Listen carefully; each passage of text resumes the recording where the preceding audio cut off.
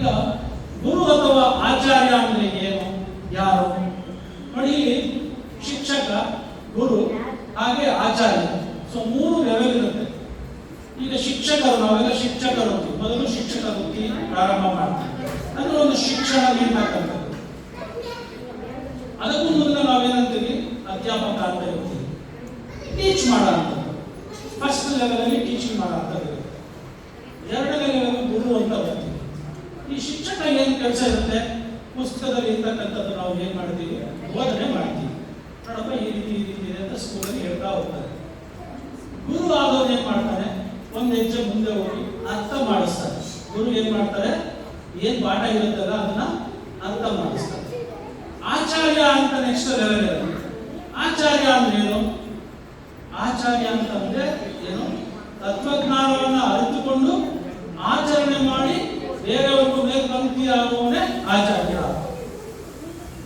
ತತ್ವಜ್ಞಾನಗಳು ಅಂದ್ರೆ supreme knowledge ಅಂತ, supreme truth ಅಂತೀವಿ. ತತ್ವಜ್ಞಾನವನ್ನ ಅರಿತುಕೊಂಡು ಯಾರು ಆಚರಣೆ ಮಾಡೋದ್ರ ಜೊತೆಯಲ್ಲಿ ಬೇರೆಯವ್ರಿಗೂ ಕೂಡ ಮಾರ್ಗದರ್ಶನ ಮಾಡ್ತಕ್ಕಂಥದ್ದು, ಇದು ಆಚಾರ್ಯ ಅಂತ ಒಂದು ಲೆವೆಲ್. ಅಂತಹ ಆಚಾರ್ಯ ಪರಂಪರೆಯಲ್ಲಿ ಶ್ರೇಷ್ಠರಾದಂತಹ ಆಚಾರ್ಯರು, ಆಚಾರ್ಯ ಪರಂಪರೆಯಲ್ಲಿ ಶ್ರೇಷ್ಠರಾದ ಆಚಾರ್ಯರು ಯಾರು ಯಾರು ಯಾರು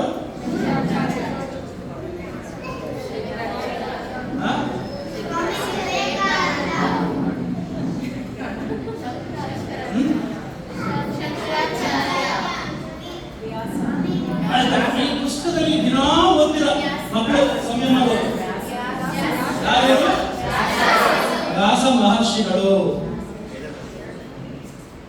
ಆಚಾರ್ಯ ಪರಂಪರೆಯಲ್ಲಿ ಮೊದಲಿಗರಾದಂಥವರು ನಮ್ಗೆ ಆದಿದೇವ ಆದಿಗುರು ಶಿವ ಅಂತ ಹೇಳ್ತಾರೆ. So Shiva means supreme knowledge, supreme consciousness. ಈ ಆಚಾರ್ಯ ಪರಂಪರೆಯಲ್ಲಿ ಬಂದಂಥವರು ನಮ್ಮ ವೇದ ಮಹರ್ಷಿಗಳು.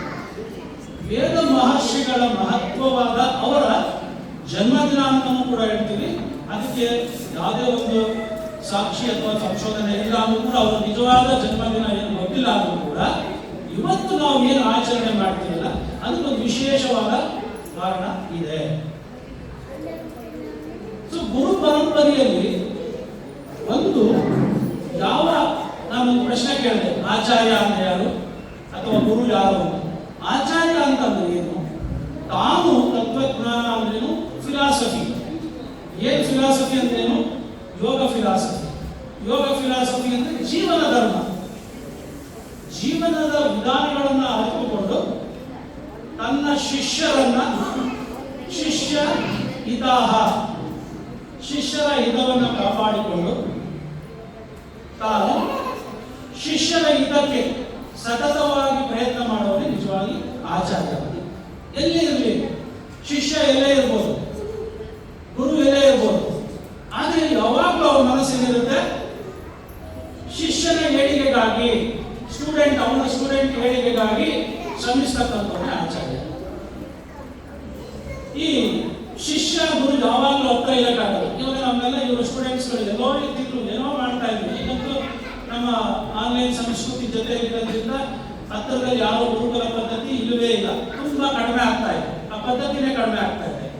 ಆದರೂ ಕೂಡ ಅವ್ರು ಎಲ್ಲೇ ಇದ್ರೂ ಕೂಡ ಆ ಒಂದು ಶಿಸ್ತು ಮತ್ತು ಆ ಒಂದು ಬಾಂಧವ್ಯ ಏನಿರುತ್ತಲ್ಲ, ಡಿಸಿಪ್ಲಿನ್ ಏನಾದ್ರೂ ಶಿಷ್ಯನಲ್ಲಿ ಇದ್ರೆ, ನಾನು ಕಲಿಬೇಕು ಅನ್ನೋದನ್ನ ನಾವು ಹೇಗೆ ದೇವರನ್ನ ಸ್ಮರಿಸ್ತೀವೋ ಆ ರೀತಿ ಸ್ಮರಣೆಯನ್ನ ಮಾಡ್ತಾ ಪ್ರತಿನಿತ್ಯ ಅವನು ಇದ್ರೆ ತನ್ನಷ್ಟಕ್ಕೆ ತಾನೇ ಗುರುವಿನ ಒಂದು ಮಾರ್ಗದರ್ಶನ, ಗುರುವಿನ ಒಂದು ಆಶೀರ್ವಾದ ಯಾವಾಗಲೂ ಸಿಗುತ್ತೆ ಅಂತಕ್ಕಂಥದ್ದಕ್ಕೆ ಉದಾಹರಣೆ ಬಂದು ಏಕಲವ್ಯ.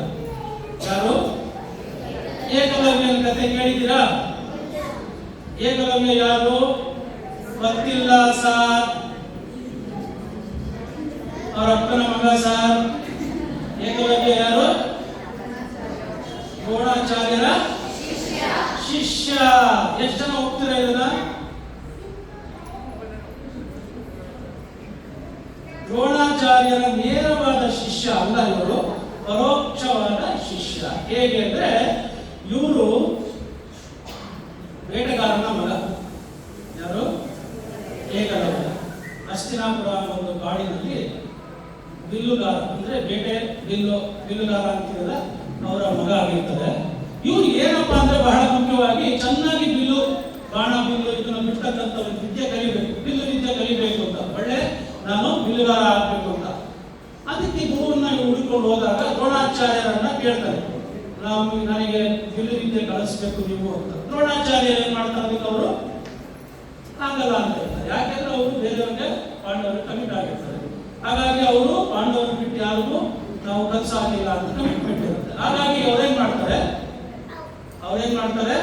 ಆಗಲ್ಲ ಅಂತ. ಆದ್ರೆ ನಾನು ಕಲ್ತ್ರೆ ಇವ್ರ ಹತ್ರನೇ ಬಿಲ್ಲುಗಾರ ಆಗ್ಬೇಕು ಅಂತಕ್ಕಂಥ ಒಂದು ಆಸೆ ತುಂಬಾ ಇರುತ್ತೆ.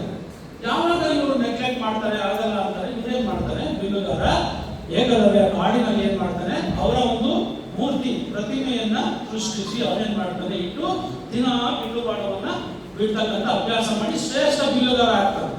ನಿಮ್ಗೆ ಇದೆಲ್ಲ ಕತೆ ಗೊತ್ತಿರಬೇಕು. ಯಾಕೆಂದ್ರೆ ಅವ್ರ ಮನಸ್ಸಿನಲ್ಲಿ ಎದುರುಗಡೆ ಗುರು ಇಲ್ಲ, ಆದ್ರೆ ಮನಸ್ಸಿನಲ್ಲಿ ಆ ಶಿಸ್ತಿದೆ. ಗುರುವನ್ನೇ ನೆನೆಸ್ಕೊಂಡು ಮಾಡ್ತಾ ಇದ್ದಾರೆ. ದ್ರೋಣಾಚಾರ್ಯವರಿಗೆ ಇಂಥ ಶಿಷ್ಯ ಬೇಕು ಅಂತ ಅಂದ್ರೂ ಕೂಡ ಅವ್ರಿಗೂ ಆಗ್ತಾ ಇಲ್ಲ. ಆದ್ರೆ ಇಲ್ಲಿ ನೇರವಾಗಿ ಸಂಪರ್ಕ ಇಲ್ಲ ಅಂದ್ರು, ಗುರು ಬೇರೆ ಕಡೆ ಇದ್ರು, ಶಿಷ್ಯ ಬೇರೆ ಕಡೆ ಇದ್ರು ಕೂಡ ಅವನು ಅತ್ಯುತ್ತಮವಾದ ಬಿಲ್ಲುಗಾರ ಆಗ್ತದೆ. ಹೇಗೆ ಒಂದ್ಸರಿ ಪಾಂಡವರು ಹಾಗೆ ಕಾಡಿನಲ್ಲಿ ಬೇಟೆ ನಾಯಿ ಜೊತೆ ಬಂದಾಗ ಇವನು ಬಿಲ್ಲು ವಿದ್ಯಾಭ್ಯಾಸ ಮಾಡ್ತಾ ಇರ್ತಾನೆ. ವಿದ್ಯಾಭ್ಯಾಸ ಮಾಡ್ತಾ ಇರ್ಬೇಕಾದ್ರೆ ಏನಾಗುತ್ತೆ, ಈ ಬೇಟೆ ನಾಯಿ ಬಂದಿರ್ತಾರೆ ಅವರ ಜೊತೆನಲ್ಲಿ. ಆ ಬೇಟೆ ನಾಯಿ ಕರ್ಕೊಂಡು ಬಂದಾಗ ಅದು ಸಿಕ್ಕಾಪಟ್ಟೆ ಬೊಗಳ್ತಾ ಇರ್ತದೆ. ಏಕಲವ್ಯ ಏಕಾಗ್ರತೆಯಿಂದ ಬಿಲ್ಲಿನ ಒಂದು ಅಭ್ಯಾಸವನ್ನ ಮಾಡ್ತಾ ಇದ್ದಾಗ ಏನಾಗುತ್ತೆ, ಅವನಿಗೆ ಡಿಸ್ಟರ್ಬ್ ಆಗ್ತಾ ಬರುತ್ತೆ. ಅದಕ್ಕೆ ಶಬ್ದ ವೇದಿಯ ರೀತಿಯಲ್ಲಿ ಇರೋವರ 7 ಬಾಣಗಳನ್ನ ಅವನೇನ್ ಮಾಡ್ತಾನೆ, ನೇರವಾಗಿ ಬಿಡ್ತಾನೆ. ಅದು ಬಿಟ್ಟಾಗ ಇವನು ಬೇರೆ ಕಡೆ ಇರ್ತಾನೆ, ಅದು ನಾಯಿ ಪಾಂಡವರು ಬೇರೆ ಕಡೆ ಇರುತ್ತೆ. ಸೀದಾ ನಾಯಿ ಬಾಯಿಯೊಳಗಡೆ ಹೋಗ್ಬಿಟ್ಟು ಎಲ್ಲ ಬಾಣಗಳು ಆ ಶಬ್ದವನ್ನ ನಿಲ್ಲಿಸ್ಕೊಳ್ತಾರೆ. ಬಾಣಗಳು ತಕ್ಷಣ ಅವಾಗ ಅರ್ಜುನನಿಗೆ ನೋಡ್ತಾರೆ, ಇದೇನಾಯ್ತಿದು, ಯಾರಿದು ಇಷ್ಟು ಚೆನ್ನಾಗಿ ಬಿಲ್ಲನ್ನ ಬಿಟ್ಟು ಬಾಣವನ್ನ ಬಿಟ್ಟು ನಮ್ಮ ಬೇಟೆ ನಾಯಿಯ ಒಂದು ಬಾಯಿನ ಮುಚ್ಚಿದಾರ ಅಂತ ಹೋಗ್ತಾರೆ ಅವ್ರು ನೋಡೋದಕ್ಕೆ. ಆಗ ಈ ಬಾಲಕ ಅವನು ಏಕಲವ್ಯ ಕೇಳ್ತಾರೆ, ನೀನು ಗುರುಗಳು ಯಾರು ಹೋದಾಗ ಅವ್ರು ಹೇಳ್ತಾನೆ ದ್ರೋಣಾಚಾರ್ಯ ಅಂತ. ಇದು ಗುರು ಶಿಷ್ಯರ ಸಂಬಂಧ ಹೇಗೆ ಇರುತ್ತೆ ಅಂತಂದ್ರೆ, ಆ ಒಂದು ಎದುರುಗಡೆ ನೇರವಾಗಿಲ್ಲ ಅಂದ್ರೂ ಕೂಡ ಅವರ ಮನಸ್ಸಿನಲ್ಲಿ ಇದ್ರೆ ಏನಾಗುತ್ತೆ, ಅವರ ಆಸೆ ಏನಿರುತ್ತೆ ಅದು ಸಹಜವಾಗಿ ಆ ಒಂದು ಕಠಿಣವಾದ ತಪಸ್ಸು ಅಂತ ಹೇಳ್ತೀವಲ್ಲ, ಅದು ಯಾವಾಗಲೂ ಸಂಕಲ್ಪಗಳಿದ್ರೆ ನೇರವಾಗಿ ಫಲಿತಾಂಶ ನೀಡುತ್ತೆ. ಬ್ರಹ್ಮವಿದ್ಯೆಯನ್ನ ಕಲಿಸಿಕೊಟ್ಟಂತ ಬ್ರಹ್ಮವಿದ್ಯೆ ಗೊತ್ತಾ ನೋಡಿ, ಇದೆಲ್ಲ ಸ್ವಲ್ಪ ಯಾಕೆ ಅಂದ್ರೆ ಇದು ಯಾಕೆ ನಮ್ಗೆ ಗೊತ್ತಾಗಲ್ಲ ಅಂದ್ರೆ, ಸೊ ಇದೆಲ್ಲ ಸ್ವಲ್ಪ ಸ್ಪಿರಿಚುವಲ್ ನಾಲೆಡ್ಜ್ ಇರ್ತೀವಿ. ಇದನ್ನ ನಾವು ಕಲಿಯಲೇಬೇಕು. ಯಾಕೆಂದ್ರೆ ನಾನು ನಿಮಗೆ ಮೊದಲೇ ಹೇಳಿದೆ, ನಮ್ಮ ಈ ಒಂದು ಪ್ರಪಂಚದಲ್ಲಿ ಮನುಷ್ಯನಾಗಿ ಹುಟ್ಟಿರ್ತಕ್ಕಂಥದ್ದು ಈ ವಿದ್ಯೆಯನ್ನ ತಿಳ್ಕೊಳ್ಳೇಬೇಕು. ಪ್ರಾಣಿಗಳು ತಿಳ್ಕೊಳ್ಳೋಕ್ಕಾಗಲ್ಲ. ನಾವೆಲ್ಲ ಇವಾಗ ಮನುಷ್ಯರಾಗಿರೋದ್ರಿಂದ ಬ್ರಹ್ಮ ವಿದ್ಯೆ ಅಂದ್ರೇನು, ಬ್ರಹ್ಮ ಅಂದ್ರೇನು, ಆತ್ಮ ಅಂದ್ರೇನು, ಇವೆಲ್ಲವನ್ನು ತಿಳ್ಕೊಳ್ಳೋದಕ್ಕೆ ಮನುಷ್ಯನಿಗೆ ನಮ್ಮ ಪರಮಾತ್ಮ ನಮಗೆ ಈ ಮನುಷ್ಯನ ಜನ್ಮವನ್ನು ಕೊಟ್ಟಿರ್ತಕ್ಕಂಥದ್ದು. ಅದನ್ನ ಈಗ ನಾವು ಉಪಯೋಗಿಸ್ಕೊಳ್ಳಿಲ್ಲ ಅಂತಂದ್ರೆ ಯಾವ ಜನ್ಮದಲ್ಲೂ ನಮಗೆ ಸಾಧ್ಯ ಆಗಲ್ಲ. ಸೊ ಮುಂದಿನ ಜನ್ಮ ನಮಗೆ ಈಗ ಏನ್ ಮಾಡಿದ್ರು ಆಗ ಮುಂದೆ ಹೇಗಿರುತ್ತೆ ಅಂತ ನಮ್ಗೆ ಗೊತ್ತಿರಲ್ಲ. ನಿಮ್ಗೆಲ್ಲ ಹಿಂದಿನ ಜನ್ಮದಲ್ಲಿ ಒಳ್ಳೆ ಭಾಗ್ಯ, ಒಳ್ಳೆ ಕರ್ಮಗಳನ್ನ ಮಾಡಿರೋದಕ್ಕೆ ಈಗ ಇಲ್ಲಿ ಬಂದು ಕೂತಿರೋದು. ನಾನು ಒಳ್ಳೆ ಕರ್ಮಗಳನ್ನ ಮಾಡೋದ್ರಿಂದನೇ ಈಗ ನಿಮ್ಗೆ ಹೇಳೋದಕ್ಕೆ ಆಗ್ತಾ ಇರೋದು. ಒಳ್ಳೆ ಕರ್ಮಗಳು ಅಂತ ಅಂದ್ರೇನು, ಏನು ಧರ್ಮಗಳಿದೆಯಲ್ಲ ಆ ಧರ್ಮವನ್ನ ಆಚರಣೆ ಮಾಡ್ತಕ್ಕಂಥದ್ದು. ಈ ಬ್ರಹ್ಮವಿದ್ಯೆಯನ್ನ ಕಲಿಸಿಕೊಟ್ಟಂತ ನಮ್ಮ ಶ್ರೇಷ್ಠ ಆಚಾರ್ಯರಲ್ಲಿ ಮೊದಲಿಗರಾದಂತ ವೇದವ್ಯಾಸ ಮುನಿಗಳು. ಅವರಿಗೆ ಯಾಕೆ ವ್ಯಾಸ ಅಂತ ಕರೀತಾರೆ, ವೇದವ್ಯಾಸ ಅಂತ ಕರೀತಾರೆ, ವ್ಯಾಸ ಮಹರ್ಷಿ ಅಂತ ಕರೀತಾರೆ? ಇವರು ಬಹಳ ಮುಖ್ಯವಾದಂತ, ಬಹಳ ಪ್ರಾರಂಭದ ಹಂತದಲ್ಲಿ ವೇದ ಅಂತಕ್ಕಂಥದ್ದು ನಮಗೆಲ್ಲ ಗೊತ್ತಿದೆ. ವೇದ ಅಂದ್ರೆ ನಾಲೆಡ್ಜ್ ಅಂತ, ಜ್ಞಾನ. ಈ ನಾಲೆಡ್ಜ್ ಅಂತಕ್ಕಂಥದ್ದು ಇದು ಋಷಿ ಮುನಿಗಳಿಂದ ಬಂದಿದ್ದು. ಋಷಿ ಮುನಿಗಳಿಂದ ಹೇಗೆ ಬಂತು ಅಂದ್ರೆ ಶ್ರುತಿ ಅಂತ ಹೇಳ್ತೀವಿ. ಶ್ರುತಿ ಅಂದ್ರೇನು? ಅಶರೀರ ವಾಣಿ. ಅವರು ತಪಸ್ಸಿನಲ್ಲಿ ಬಂದಿರತಕ್ಕಂಥ ಜ್ಞಾನವನ್ನು ಅವರೆಲ್ಲ ಬಂದು ಹೇಳಿರ್ತಕ್ಕಂಥ ಇಂತಹ ಜ್ಞಾನಿಗಳಲ್ಲಿ ವೇದ ಮಹರ್ಷಿಗಳು ತಂದೆಯ ಜೊತೆ ಎಲ್ಲ ವಿದ್ಯೆಯ ಪಾಠವನ್ನ ಮಾಡಿ ತಂದೆ ತನ್ನ ಮಗ ಎಲ್ಲ ವಿದ್ಯೆಯನ್ನು ಕಲ್ತ್ಕೊಂಡಿದ್ದಾನೆ, ನಾನಿನ್ನ ತಪಸ್ಸು ಹೋಗ್ಬೋದು ಅಂತ ಹೇಳಿ ಹಿಮಾಲಯಕ್ಕೆ ಹೊರಡ್ತಾರೆ. ಹಿಮಾಲಯಕ್ಕೆ ಹೋದಾಗ ಈ ವ್ಯಾಸ ಮುನಿ ಕೂಡ ಏನ್ ಮಾಡ್ತಾರೆ, ಅವ್ರಿಗೆ ಬಹಳ ಮಗುವಿದ್ದಾಗಲೇ ಎಲ್ಲ ಜ್ಞಾನ ಬಂದ್ಬಿಡುತ್ತೆ. ಅದು ಬಹಳ ನಿಮಿತ್ತಿನ ಕಥೆಯನ್ನ ಕೇಳಿದ್ರೆ ಸಮಯ ಆಗಿದೆ. ಅವ್ರು ಏನ್ ಮಾಡ್ತಾರೆ, ಬದರಿಯವರೆಗೂ ಹಿಮಾಲಯದ ಬದರಿಯ ಕಪ್ಪಲ್ವರೆಗೂ ಏನ್ ಮಾಡ್ತಾರೆ, ನಮ್ಮ ವ್ಯಾಸ ಮುನಿಗಳು ಜೊತೆಗೆ ಹೋಗ್ತಾರೆ. ಅಲ್ಲಿ ಬದರಿಕಾಶ್ರಮದಲ್ಲಿ ವ್ಯಾಸ ಮುನಿಗಳು ಹಾಗೆ ಉಳ್ಕೊಂಡು ಹಿಮಾಲಯಕ್ಕೆ ಭಾರತ ಮಹರ್ಷಿಗಳು ಹೊರಟೋಗ್ತಾರೆ. ಆಮೇಲೆ ಇಲ್ಲಿದ್ದಂತ ನಮ್ಮ ಬದರಿಕಾಶ್ರಮದಲ್ಲಿ ನಮ್ಮ ವ್ಯಾಸ ಮುನಿಗಳು ಕೂತ್ಕೊಂಡು ವೇದವನ್ನು 4 ಭಾಗಗಳನ್ನಾಗಿ ವಿಂಗಡಿಸ್ತಾರೆ. 4 ಭಾಗಗಳನ್ನಾಗಿ ವಿಂಗಡಿಸ್ತಕ್ಕಂಥದ್ದು ಯಾವ ಯಾವ ವೇದಗಳಿದ್ದಾವೆ? ಋಗ್ವೇದ, ಯಜುರ್ವೇದ, ಅಷ್ಟು ನಮ್ಗೆ ಗೊತ್ತಿದ್ರೆ ಸಂತೋಷ, ರೈಟ್. ಸೊ ಈ 4 ವೇದಗಳನ್ನ ಯಾಕೆ ಅಷ್ಟು ವೇದಗಳನ್ನು ಈ 4 ನಾವು ನೋಡಿದೀವೋ ಇಲ್ಲೋ, ಎಷ್ಟು ಜನ ಒಂದು ವೇದವನ್ನು ತಗೊಂಡಿದ್ರೆ ಗೊತ್ತಿಲ್ಲ. ನೋಡಿದ್ರಾ? ಇಲ್ಲ. ಆ ವೇದದ ಜ್ಞಾನವನ್ನ ಬಹಳ ಸುಲಭವಾಗಿ ವೇದದಲ್ಲಿ ಇದ್ದಂತ ಯೋಗವನ್ನೇ ಸುಲಭವಾಗಿ ಎಲ್ಲ ವಿಂಗಡಿಸಿ ಈಗ ಯೋಗ ಅಂತ ಮಾಡಿ ನಮ್ಗೆಲ್ಲ ಒಂದು ಜ್ಞಾನವನ್ನ ಕೊಡ್ತಾ ಇರತಕ್ಕಂಥದ್ದು ನಮ್ಮೆಲ್ಲರ ಒಂದು ಪುಣ್ಯ. 4 ವೇದಗಳನ್ನ ವಿಂಗಡಿಸಿ ಬಹಳ ಸುಲಭವಾಗಿ ಅಷ್ಟದಶ ಪುರಾಣ ಅಂದ್ರೆ 18 ಪುರಾಣಗಳನ್ನ ಕೂಡ ಬರೆದು ಜೊತೆಯಲ್ಲಿ ಬ್ರಹ್ಮಸೂತ್ರಗಳನ್ನ ಬರೆದಂತ ಜ್ಞಾನಿಗಳು. ಬದನೆಯಲ್ಲಿ ಕುಳಿತುಕೊಂಡು ಇವರು ಈ ಆಶ್ರಮದಲ್ಲಿ ಇದ್ರಿಂದ ಇವರಿಗೆ ಬಾದರಾಯಣ ಅಂತ ಹೆಸರು ಕರೀತಾರೆ. ಇವರಿಗೆ ಬಾದರಾಯಣ ಅಂತ. ವೇದಗಳನ್ನ ವಿಂಗಡಿಸಿ 4 ಭಾಗಗಳನ್ನಾಗಿ ಮಾಡಿರೋದ್ರಿಂದ ವೇದ ವ್ಯಾಸಿಗಳು, ವೇದ ವ್ಯಾಸ ಅಂತ ಕರೀತಾರೆ. ಹಾಗೆ ಈ ಮಹರ್ಷಿಗಳಿಗೆ ಇವರು ಈ ಎಲ್ಲಾ ಕಾರ್ಯಕ್ರಮಗಳನ್ನ ಅಂದ್ರೆ ಈ ಒಂದು ಯಾವ್ಯಾವ ವೇದಗಳನ್ನ ಬರೀತಕ್ಕಂಥದ್ದು, ಹಾಗೆ ಮಹಾಭಾರತವನ್ನ ಬರೀತಕ್ಕಂಥದ್ದು, ಬ್ರಹ್ಮಸೂತ್ರಗಳನ್ನೆಲ್ಲ ಯಾವಾಗ ಬರೆದ್ರು ಅಂದ್ರೆ ಆಷಾಢ ಪೂರ್ಣಿಮೆಯ ದಿನ ಈ ಮಹತ್ ಕಾರ್ಯವನ್ನ ಇವರು ಮುಗಿಸ್ತಾರೆ. ಹಾಗಾಗಿ ಇವತ್ತು ಏನಂತ ಕರೀತಾರೆ, ಇದಕ್ಕೆ ವ್ಯಾಸ ಪೂರ್ಣಿಮಾ ಅಂತ ಕೂಡ ಕರೀತಾರೆ. ವ್ಯಾಸ ಪೂರ್ಣಿಮಾ ಅಂತ ಕೂಡ ಕರೀತಾರೆ. ಸೊ ಇವರು ಒಂದ್ಸರಿ ಇವರು ಮಹಾಗುರುಗಳು, ಸರ್ವಗುರು ಅಂತ ಕರೆಸ್ತಾರೆ. ಪರಶಿವನಿಂದ ಇವರಿಗೆ ಸನ್ಮಾನಿತರಾಗಿ ಸರ್ವರಿಗೂ ಗುರು ಅಂತ ಇವರು. ಗುರುಗಳಲ್ಲಿ ಸರ್ವಶ್ರೇಷ್ಠ ಗುರುಗಳು ಅಂತ. ಇವರು ಒಮ್ಮೆ ಏನಾಗುತ್ತೆ ಅಂದ್ರೆ ಎಲ್ಲ ಒಂದು ಇದನ್ನೆಲ್ಲ ಬರೆದ ಮೇಲೆ ಅವ್ರಿಗೊಂದು ಅಹಂ ಬಂದ್ಬಿಡೋದಂತೆ. ಯಾಕೆ? ಮಹರ್ಷಿಗಳು ಒಂದ್ಸರಿ ಎಲ್ಲ ಬರೆದು ಆಶ್ರಮದಲ್ಲಿ ಕೂತ್ಕೊಂಡಿದ್ದಾಗ ಒಂದ್ಸರಿ ನಾರದರು ಬರ್ತಾರಂತೆ. ನಾರದರು ಬಂದಾಗ ಇವರೇನ್ ಮಾಡ್ತಾರೆ, ಕಾಲ ಮೇಲೆ ಕಾಲ ಕೂತ್ಕೊಂಡು ಅತಿಥಿ ಸತ್ಕಾರವನ್ನ ಮಾಡೋದಂತೆ. ನಾರದಾಗ ಅರ್ಥ ಆಗುತ್ತೆ, ಓಹೋ ನಮ್ಮ ವ್ಯಾಸ ಮಹರ್ಷಿಗಳಿಗೆ ಇವಾಗ ಸ್ವಲ್ಪ ಎಲ್ಲ ನಾನು ಶ್ರೇಷ್ಠ ಮುನಿ ಆಗಿದ್ದೀನಿ ಅಂತ ಹೇಳಿ ಸ್ವಲ್ಪ ಅಹಂಕಾರ ಬರುತ್ತದೆ.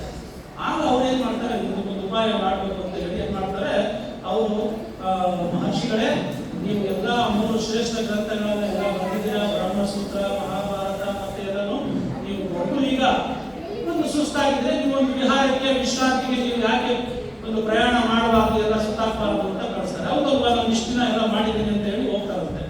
ಇವ್ರಿಗೇನು ನಾನು ಹೆಚ್ಚು ಜ್ಞಾನಿ ಅಂತ ಒಂದು ಅಹಂ ಇರುತ್ತೆ. ಇವ್ರು ಹೋದಾಗ ದೇಶದಲ್ಲಿ ಎಲ್ಲ ಹೋಗ್ತಾರೆ, ಬೇರೆ ಬೇರೆ ಕಡೆ ಹೋದಾಗೆಲ್ಲ ಅವ್ರಿಗೆ ಯಾರು ರೆಕಗ್ನೈಸ್ ಮಾಡಲ್ಲಂತೆ. ಹೋದಾಗ ಯಾರು ಊಟ ತಿಂಡಿ ಏನ್ ಕೊಟ್ಟು ಇವರು ಮಹರ್ಷಿಗಳು ಅಂತ ಹೇಳಿ, ಯಾಕಂದ್ರೆ ಜನ ಅವ್ರ ಮಾಡಿ ಅವ್ರು ಇರ್ತಾರೆ. ಆದ್ರೆ ಇವ್ರಿಗೇನು ರೆಕಗ್ನೈಸ್ ಮಾಡಲ್ಲ ಅಂತ ಬಹಳ ಕೋಪ ಬರುತ್ತಂತೆ. ಆಯ್ತು ಇವ್ರಿಗೆಲ್ಲ ಇಲ್ಲಿ ನೋಡೋಣ ಅಂತಾದ್ರೆ ಕಾಶಿ ಕಡೆ ಹೋಗೋಣ. ಕಾಶಿಗೆ ಹೋದ್ರೆ ಅಲ್ಲಾದ್ರೂ ಒಳ್ಳೆ ಜನ ಇರ್ತಾರೆ, ಕಾಶಿನಲ್ಲಿ ಅದನ್ನ ರೆಕಗ್ನೈಸ್ ಮಾಡ್ತಾರ ಅಂತ ಹೇಳಿ ಕಾಶಿಗೆ ಹೋಗ್ತಾರಂತೆ. ಕಾಶಿನಲ್ಲಿ ಕೂಡ ಇವರು ಯಾರು ಮಾಡಿದ್ರು ಅವ್ರು ಮಾಡಿರ್ತಾರೆ. ಶಿಷ್ಯರನ್ನೆಲ್ಲ ಒಂದು 50 ಜನ ಕರ್ಕೊಂಡು ಹೋಗಿರ್ತಾರಂತೆ. ನಾನು ಇಷ್ಟು ಜ್ಞಾನಿ, ನಾನು ಯಾರು ನನ್ನ ರೆಕಗ್ನೈಸ್ ಮಾಡ್ತಾ ಇರಲ್ಲ ಅಂತ ಬಹಳ ಕೋಪ ಬಂದು ಅವರಲ್ಲಿ ಈ ಕಮಂಡಲ ಅಂದ್ರೆ ಅವರಲ್ಲಿ ನೀರಿನ ತಗೊಂಡು ಕ್ಯಾನ್ ತರ ಇಟ್ಕೊಂಡಿರ್ತಾರೆ ಋಷಿಗಳು. ಅದನ್ನ ನೀರನ್ನ ಎರಚಿ ಕಾಶಿ ಇರ್ತಕ್ಕಂಥ ಜನಗಳಿಗೆ ಆದಿ ವಿದ್ಯಾ ಶಕ್ತಿ ಭಕ್ತಿ ಎಲ್ಲ ನಾಶ ಆಗಲಿ ಅಂತ ಹೇಳ್ಬಿಟ್ಟು ಇನ್ನೇನು ಹೇಳಬೇಕು ಅನ್ನೋಷ್ಟೊಳಗೆ ಒಬ್ಬ ಗೃಹಿಣಿ ವಾತಾವರಣ. ಗೃಹಿಣಿ ಬಂದು ಗುರುಗಳೇ ಬಂದ್ರೆ ಮಹರ್ಷಿಗಳೇ ಆ ಥರ ಶಾಪ ಕೊಡಬೇಡಿ ನೀವು, ನಾನು ನಮ್ಮ ಮನೆಗೆ ಬಂದು ನಾನು ಅತಿಥಿ ಸತ್ಕಾರ ಮಾಡ್ತೀನಿ ನಿಮ್ಮೆಲ್ಲರಿಗೂ ಅಂತ ಹೇಳಿ ಮನೆ ಕರ್ಕೊಂಡು ಹೋಗ್ತಾನೆ. ಮನೆ ಕರ್ಕೊಂಡು ಹೋದಾಗ ಏನಾಗುತ್ತೆ, ಬಾಳೆ ಎಲೆ ಎಲ್ಲ ಹಾಕ್ಬಿಟ್ಟು ಎಲ್ಲ 50 ಜನ ಕುಂಡಿಸ್ತಾರಂತೆ. 50 ಜನ ಕುಂಡಿಸ್ಬಿಟ್ಟು ಬಾಳೆ ಎಲೆ ಹಾಕಿ ಊಟ ಮಾಡಿ ಅಂತ ಹೇಳ್ತಾರೆ. ಬರೀ ಬಾಳೆ ಎಲೆ. ಇವಾಗ ಇನ್ನೂ ಕೋಪ ಬರ್ತದೆ, ನನಗೆ ಮೊದಲೇ ಹಸುವಾಗಿದೆ, ಇಷ್ಟು ದಿವಸ ಊಟ ಹಾಕಿಲ್ಲ, ನನಗೆ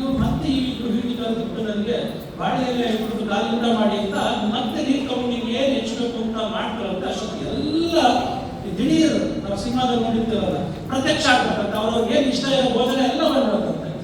ಎಲ್ಲ ಶಿಷ್ಯರಿಗೂ ಆಶ್ಚರ್ಯ ಆಗ್ಬಿಡತ್ತಂತೆ. ಅಲ್ಲಿ ಪ್ರತ್ಯಕ್ಷ ಆಗಿದ್ದವು ಯಾರು ಅಂದ್ರೆ ಅನ್ನಪೂರ್ಣೇಶ್ವರಿ. ಅನ್ನಪೂರ್ಣೇಶ್ವರಿ ಅಂದ್ರೆ ಪಾರ್ವತಿ ದೇವಿ ಪ್ರತ್ಯಕ್ಷ ಆಗಿತ್ತು. ಆ ತಪಸ್ಸಿನಿಂದ ಅವಾಗ ಅವರಿಗೆ ಜ್ಞಾನೋದಯ ಆಗ್ಬಿಟ್ಟು ಶಿವ ಮತ್ತು ಪಾರ್ವತಿ ಇಬ್ಬರು ಕೂಡ ಏನ್ ಮಾಡ್ತಾರೆ, ಅವರಿಗೆ ಆಶೀರ್ವಾದ ಮಾಡಿ ಸರ್ವಗುರು ನೀನು ಇವತ್ತಿನಿಂದ ಧರ್ಮವನ್ನು ಪ್ರಚಾರ ಮಾಡಬೇಕು ಅಂತ ಹೇಳಿ ಅವಾಗ ಆಶೀರ್ವಾದ ಮಾಡ್ತಾರಂತೆ. ಹಾಗಾಗಿ ಅವತ್ತಿನಿಂದ ಅವರು ಧರ್ಮ ಪ್ರಚಾರ ಮಾಡಬೇಕು. ಎಲ್ಲರೂ ಮಾಡೋದು ಸಂತೋಷಕ್ಕಾಗಿ ಸುಖಕ್ಕಾಗಿ. ಸಂತೋಷ ಸುಖ ಯಾವ ರೀತಿ ಇರಬೇಕು, ಯಾವ ಮಾರ್ಗದಲ್ಲಿ ಇರಬೇಕು ಅಂದ್ರೆ ಧರ್ಮದ ಮಾರ್ಗದಲ್ಲಿ ಇರಬೇಕು ಅಂತ ಹೇಳಿ ಭರತ ಖಂಡವನ್ನೆಲ್ಲ ಸುತ್ತಿ ಅವರು ಎಲ್ಲರಿಗೂ ಧರ್ಮವನ್ನು ಪ್ರಚಾರ ಮಾಡ್ತಾ ಬರ್ತಾರೆ. ಈ ಎಲ್ಲ ಪ್ರಚಾರಗಳನ್ನ ಮಾಡ್ತಾ ಮಾಡ್ತಾ ಅವರು ಬ್ರಹ್ಮಸೂತ್ರಗಳು ಹಾಗೆ ಮಹಾಭಾರತವನ್ನ ಓದಿದ್ದಾರೆ. ಮಹಾಭಾರತ ಅಂತಕ್ಕಂಥದ್ದು ನಿಮ್ಗೆಲ್ಲ ಗೊತ್ತಿದೆ.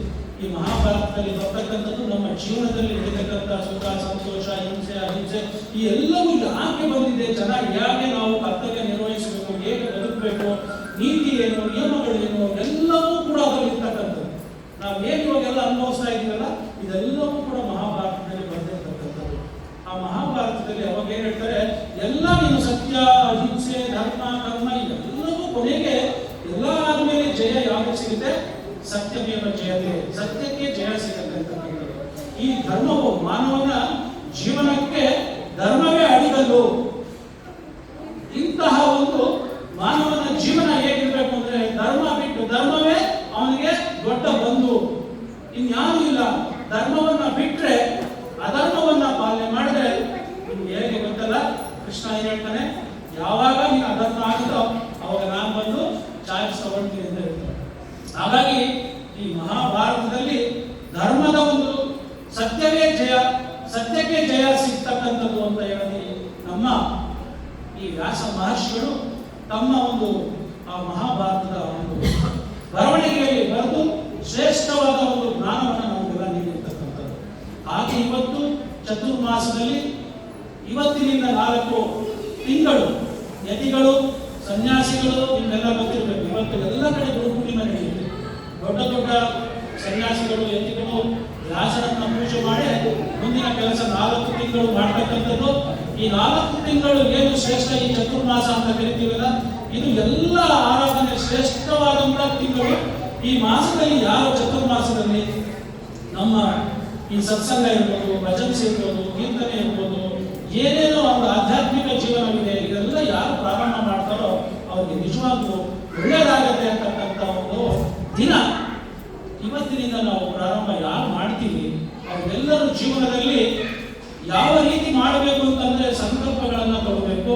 ಇವತ್ತು ಏನು ನಾವು ಭಜನ್ಸ್ ಆಡಿದ್ದೀವಿ ಅಥವಾ ಜ್ಞಾನವನ್ನು ಪಡೆದಿದ್ದೀವಿ, ಯಾವ್ದಾದ್ರೂ ರೂಟ್ನಲ್ಲಿ ಮಾರ್ಗದಲ್ಲಿ ಇರ್ಬೋದು. ಆ ಯೋಗ ಮಾರ್ಗ ಅಂತ ಹೇಳ್ತೀವಲ್ಲ, ಅಂದ್ರೆ ಏನು ಧರ್ಮ ಹೇಳುತ್ತೆ ಅವುಗಳನ್ನೆಲ್ಲ ನಾವು ಪಾಲನೆ ಮಾಡಬೇಕು ಅನ್ನೋ ದೃಷ್ಟಿಯಿಂದ ಇವತ್ತು ಗುರು ಪೂರ್ಣಿಮೆಯನ್ನು ನಾವು ನಮಗೆ ಇಷ್ಟೆಲ್ಲ ಕಲಿಸ್ಕೊಟ್ಟಂತ ಗುರುವರಿಗೆ ಒಂದು ನಾವೆಲ್ಲ ಪೂರ್ವಕರಾಗಿ ಅವರಿಗೆ ಕೃತಜ್ಞತೆಯನ್ನ ಸಲ್ಲಿಸ್ತಕ್ಕಂಥ ದಿವಸ.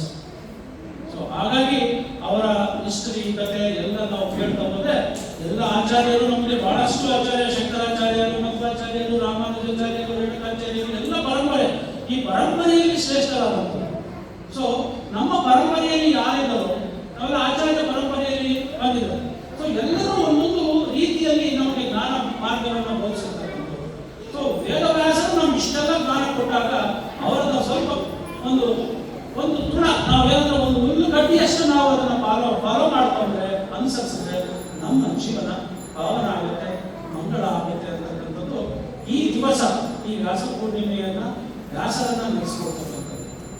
ಅದಕ್ಕಾಗಿ ಅವರ ಒಂದು ಜನ್ಮದಿನ ಅಂತಕ್ಕಂಥ ಒಂದು ಆಚರಣೆ ಕೂಡ ನಾವು ಮಾಡ್ತೀವಿ. ಇವತ್ತಿನ ದಿವಸ ನೀವೆಲ್ಲ ಬಂದು ಈ ಒಂದು ಸತ್ಸಂಗಕ್ಕೆ ನೀವೆಲ್ಲ ಭಾಗಿಯಾಗಿದ್ದೀರಿ. ಸೊ ನೀವೆಲ್ಲರೂ ಕೂಡ ನಮ್ಮ ಸಂಯಮ ವತಿಯಿಂದ ನೀವೆಲ್ಲರಿಗೂ ಕೃತಜ್ಞತೆಗಳು. ಜೊತೆಯಲ್ಲಿ ನೀವೆಲ್ಲರೂ ಕೂಡ ಈ ಒಂದು ಪುರುಷಾರ್ಥವಿದೆಯಲ್ಲ ಆ 4 ನಾವು ಆಚರಣೆ ಮಾಡೋದಕ್ಕೆ ನಮ್ಮ ಶಕ್ತಿಗೆ ಅನುಗುಣವಾಗಿ ಎಲ್ಲರೂ ಜ್ಞಾನಿಗಳಾಗಕ್ಕಾಗಲ್ಲ, ಬಟ್ ಪ್ರಯತ್ನದಿಂದ ಎಲ್ಲರೂ ಜ್ಞಾನಿಗಳಾಗಬಹುದು. ಎಲ್ಲರೂ ಓಡಕ್ಕಾಗಲ್ಲ, ಬಟ್ ನಡೆಯೋದಕ್ಕಂತ ಎಲ್ಲರೂ ಓಡಬಹುದು ಅಲ್ವಾ. ಓಡೋದಕ್ಕೆ ಪ್ರಯತ್ನ. ಸೊ ಆ ಪ್ರಯತ್ನವನ್ನು ಇವತ್ತಿನಿಂದ ನಾವು ಮಾಡಿದ್ರೆ ಸೊ ಎಲ್ರಿಗೂ ಇಡೀ ಕುಟುಂಬವೇ ಒಂದು ಒಳ್ಳೆಯದಾಗುತ್ತೆ ಅಂತ ಹೇಳಿ ನಾವು ಇವತ್ತಿನಿಂದ ಒಂದು ಒಳ್ಳೆ ಕಾರ್ಯ ಏನ್ ಮಾಡ್ತಾ ಇದ್ದೀವಿ ಅಂದ್ರೆ, ಇದು ಬಹಳ ವರ್ಷಗಳ ಕನಸು ಮಾಡಿದ್ದೇವೆ. ವಸುದೈವ ಕುಟುಂಬ ಅಂತ ಒಂದು ಕಾರ್ಯಕ್ರಮವನ್ನು ಆಯೋಜನೆ ಮಾಡಿ ನಾವು ಬಹಳ ದಿವಸದಿಂದ ನಿಮ್ಗೆ ಹೇಳಿದ್ದೀವಿ ಎಷ್ಟೋ ಸರಿ. ವಸುದೈವ ಕುಟುಂಬ ಅಂತಂದ್ರೇನು, ಎಲ್ಲ ಕುಟುಂಬದವರು ಈ ಭೂಮಿ ಮೇಲೆ, ಈಗ ಕಳೆದ ಒಂದು ಅಂತಾರಾಷ್ಟ್ರೀಯ ಯೋಗ ದಿನ ನಿಮ್ಗೆಲ್ಲ ಗೊತ್ತಿದ್ದಾರೆ, 21 ನಾವು ಆಚರಣೆ ಮಾಡಿದಾಗ ಒನ್ ಅರ್ತ್ ಒನ್ ಹೆಲ್ತ್ ಅಲ್ವಾ, ಒಂದು ಭೂಮಿ ಒಂದು ಆರೋಗ್ಯ. ಸೊ ಈ ಇಡೀ ಭೂಮಂಡಲ ಏನಿದೆ ಎಲ್ಲರಲ್ಲಿ ಇರ್ತಕ್ಕಂಥವ್ರು ಎಲ್ಲರಿಗೂ ಆರೋಗ್ಯ ಇರಬೇಕು ಅಂತಕ್ಕಂಥ ದೃಷ್ಟಿಯಿಂದ ಅದಕ್ಕೆ ಯೋಗ ಒಂದು ಒಂದು ಏನಾಗಬೇಕು, ಅಡಿಪಾಯ ಬೇಸ್ಮೆಂಟ್ ಆಗಬೇಕು.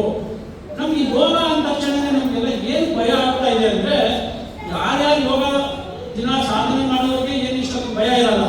ಬಟ್ ಹೊಸದಾಗಿ ಬಂದಿರತಕ್ಕಂಥವ್ರು ಯಾರಿಗೂ ನಾನ್ ಮಾಡಲ್ಲಪ್ಪ ಯೋಗ ಅಂತ ಏನ್ ಹೇಳ್ತಾರೆ, ನಾನ್ ಮಾಡಲ್ಲ ಯೋಗ ಅಂತಾರೆ. ಯಾಕೆಂದ್ರೆ ಆ ಯೋಗ ಅಂದಾಗ ಎಲ್ಲರಿಗೂ ವಯಸ್ಸಾಗಿರೋದು, ಅರೆ ನಾನು ಈಗೆಲ್ಲಪ್ಪ ಕಾಲು ಇಟ್ಕೊಂಡು ಹಿಂಗೆ ನಿಂತ್ಕೊಳ್ಳಿ, 10 ನಿಮಿಷ ನಿಂತ್ಕೊಳ್ತಾರೆ, ನಾನು ಹೆಂಗೆ ನಿಂತ್ಕೊಳ್ಳೋಕ್ಕಾಗತ್ತೆ, ಈಗ ಮಗು ಯಾರೋ ನೋಡಿದ್ರೆ ಇದೆಲ್ಲ ಮಾಡ್ತಾರೆ, ನನ್ಗೆ ಆಗುತ್ತೆ, ಅದು ಯೋಗ ಅಲ್ಲ.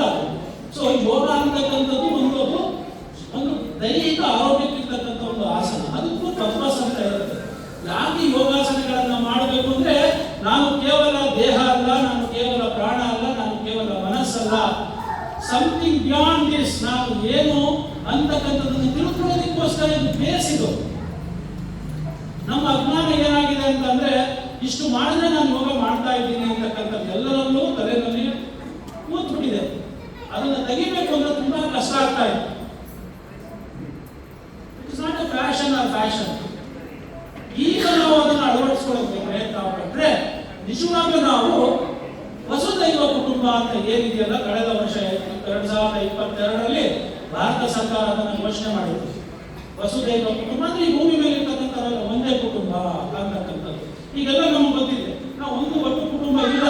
ಈಗೆಲ್ಲ ನಾವು ಏನಾಗಿದ್ದೀವಿ, ಅಪಾರ್ಟ್ಮೆಂಟ್ ಅಲ್ಲಿ ಜೀವನ ಮಾಡ್ತಾ ಇದ್ದೀವಿ. ಅಪಾರ್ಟ್ಮೆಂಟ್ ಅಂದ್ರೆ ಪಾರ್ಟ್ ಆಗ್ಬಿಟ್ಟಿರೋದ್ರಿಂದ ಏನಾಗಿದೆ, ನಮ್ಗೆ ಅದು ಕಲ್ಪನೆ ಬರ್ತಾ ಇಲ್ಲ.